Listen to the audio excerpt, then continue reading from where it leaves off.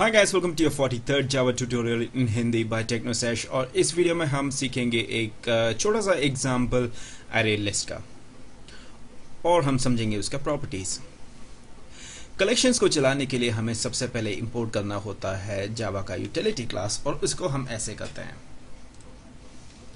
import java.util.star। सही type किया मैंने। और उसके बाद मैं अपना क्लास का नाम डिक्लेयर करता हूं, public class list example. Class का नाम को नहीं डिक्लेयर कर रहा हूं, मैं क्लास को ही डिक्लेयर कर रहा हूं यहाँ पे। Sorry for the mistake. और मेरा क्लास का नाम है लिस्ट एग्जाम्पल। आप आपका क्लास का नाम कुछ भी रख सकते हैं। और इसके अंदर मैं डालूंगा मेरा मेन मेथड,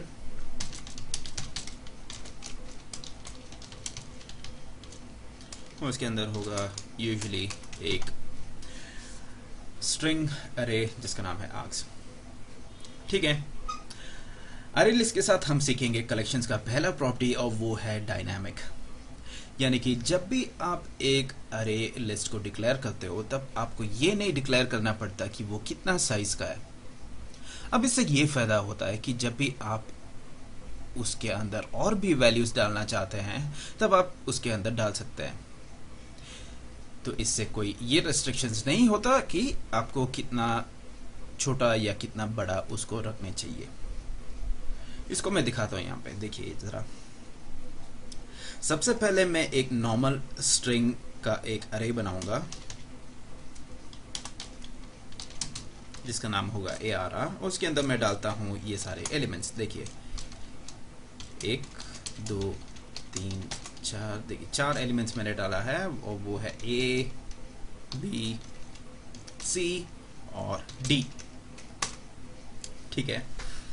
अब मैं एक अरे लिस्ट बनाता हूं। देखिए अरे लिस्ट, और वो है स्ट्रिंग टाइप का, जिसका नाम मैंने रखा है स्ट्रिंग लिस्ट न्यू। वो है ऑब्जेक्ट अरे लिस्ट का, तो स्ट्रिंग। हमने जेनेरिक्स में सीखे थे कि हम एक जेनेरिक क्लास का कैसे ऑब्जेक्ट बनाता है। वो ही मेथड हम यहाँ पे भी यूज करेंगे, क्योंकि अरे लिस्ट भी एक जेनेरिक टाइप का क्लास है।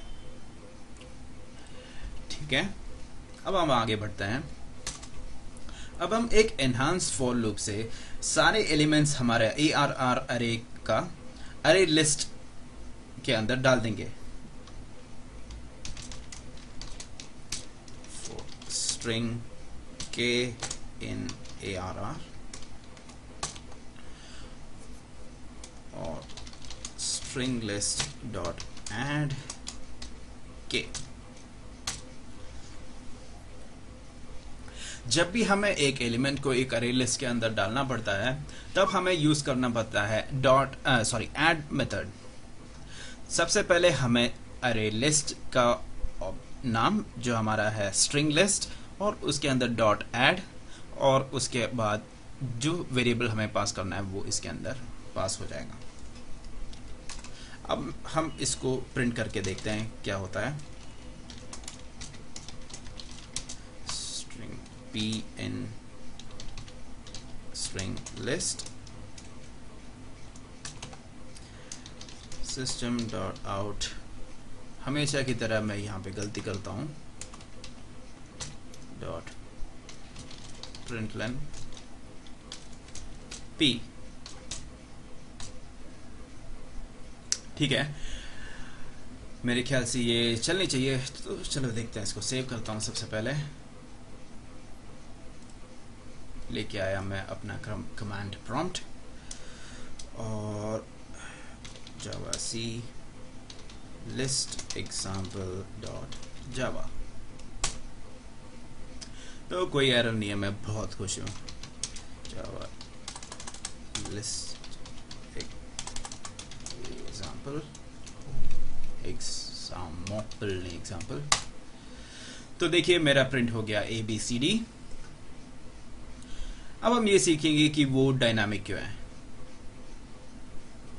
कि मैं ये दूसरी बार बोल रहा हूँ पता नहीं, जो भी हम देखते हैं कि क्यों डायनामिक है ये, क्योंकि मैं इसके अंदर अब डालूंगा 3 और एलिमेंट्स। कहाँ चला गया ये, string list dot add, ठीक है, अब सब कुछ सही है। और डाल देता हूं मैं e, अगर मैं इसको कॉपी किया